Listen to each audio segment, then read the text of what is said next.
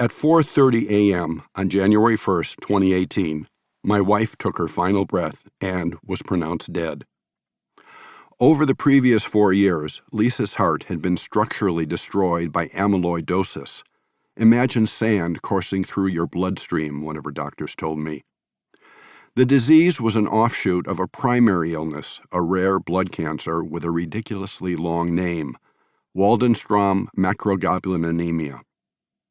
I was standing over Lisa, and at the moment her heart stopped, I suddenly had trouble breathing.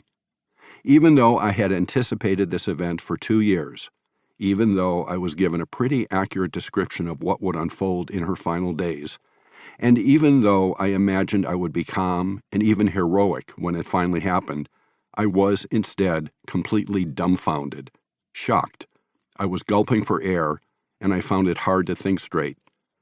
I was as far from heroic as one could imagine.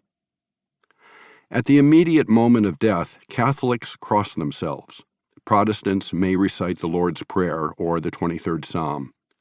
I am Jewish, and there is a very short Hebrew prayer that Jews are supposed to say out loud at this transitional moment.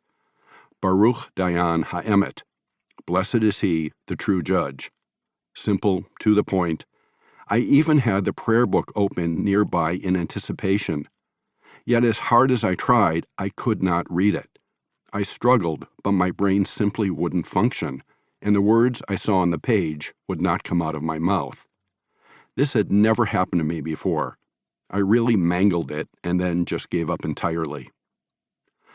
With enormous effort, I settled myself down to the point that I could breathe normally again, probably because I was suddenly faced with a multitude of new tasks, the first of which I dreaded most.